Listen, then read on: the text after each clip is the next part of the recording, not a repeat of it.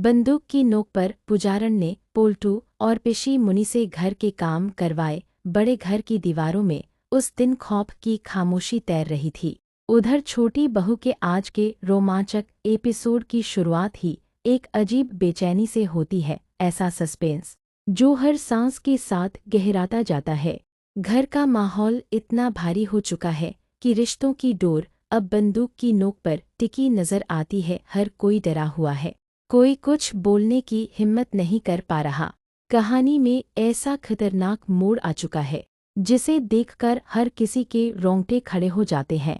पोल्टू, जो लंबे समय से पुजारण के व्यवहार और उसके रहस्यमयी बैग को लेकर शक में था, आज रात सच जानने का फैसला करता है।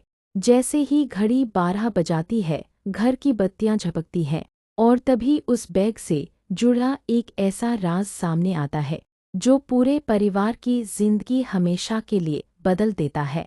अब सवाल ये है, क्या पोल्टू सच तक पहुंच पाएगा या फिर बंदूक की नोक पर दबा यह सच हमेशा के लिए दफन हो जाएगा? पोल्टू अपनी जिज्ञासा को अब और रोक नहीं पाया। कमरे में चारों तरफ सन्नाटा पसरा हुआ था, इतना गहरा कि अपनी ही सांसों की आवाज़ डराने लगी। लेकिन पोल्टू के दिमाग में सवालों का शोर मचा हुआ था, एक के बाद एक। उसे बार बार यही लग रहा था कि पुजारण, जो खुद को एक सीधे सादी और अमीर परिवार की बेटी बताती है, असल में वैसी है ही नहीं। उसकी हर हरकत, उसका रहस्यमयी बैग और लोगों से बात करने का तरीका, सब कुछ किसी बड़े राज की ओर इशारा कर रहा था। इसी शक के चलते जब पुजारण गहरी नींद का नाटक कर रही थी, पोल्टू दबे पांव उसके बिस्तर के पास पहुंचा। उसकी नजरें बस उसी बैग पर टिकी थीं जिसे पुजारण अपनी जान से भी ज्यादा कीमती समझती थी और हमेशा अपने पास रखती थी। दिल जोर जोर से धड़क रहा था। जैसे ही पोल्टू ने धीरे से बैग की जिप खोली, उसके हाथ कांपने लगे।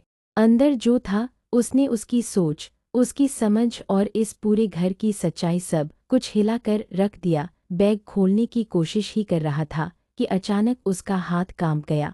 अगले ही पल एक कांच की बोतल फिसलकर जमीन पर गिर पड़ी और जोरदार आवाज के साथ चकनाचूर हो गई।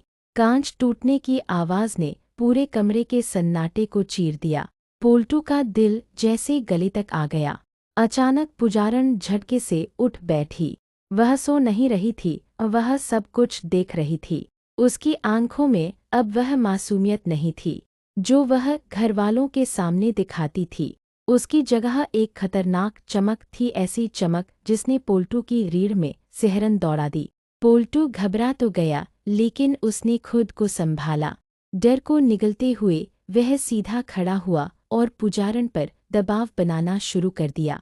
कड़े लहजे में उसने पूछा, सच सच बताओ, इस बैग में क्या है और तुम असल में हो कौन? कमरे में फिर सन्नाटा छा गया। बस टूटे कांच के टुकड़ों पर पड़ती चांदनी चमक रही थी और उस चमक में छुपा था एक ऐसा सच जो अब ज्यादा देर तक छिपने वाला नहीं था। पोल्टू का सब्र अब टूट चुका था। उसने तेज आवाज में पूछा, इस बैग में आखिर ऐसा क्या है जिसे तुम दुनिया से छुपा रही हो?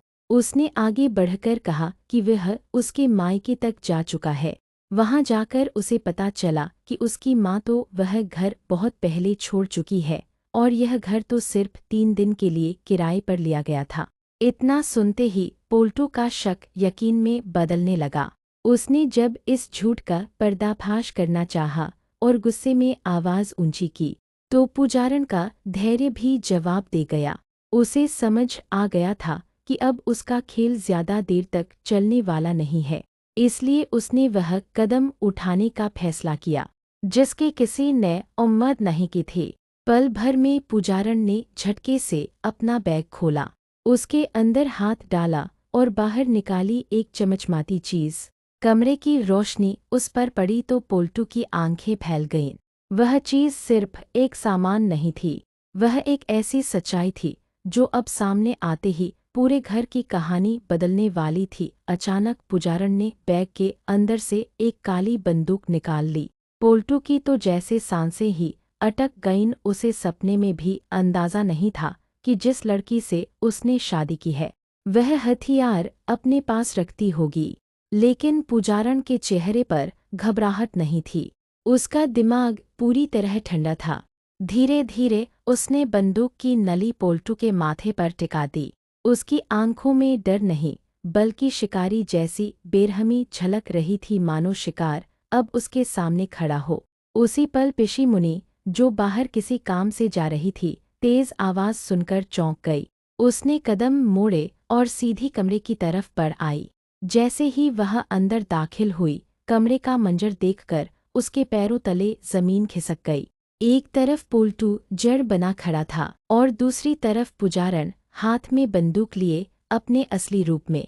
कमरे में सन्नाटा था, लेकिन वह सन्नाटा तूफान से पहले की खामोशी जैसा लग रहा था। अब जो होने वाला था वह इस घर की तकदीर हमेशा के लिए बदल देने वाला था। मुनि के पैरों तले जैसे जमीन खिसक गई। वह कुछ चीखने ही वाली थी कि उसी पल पुजारण बिजली की फुर्ती से घूमी। काली बंदूक की नली सीधी उनकी तरफ तान दी गई। उसने बिना आवाज किए बस आंखों से ही चुप रहने का इशारा किया, और वह इशारा किसी आदेश से कम नहीं था। पिशी मुनि की हालत बिगड़ चुकी थी।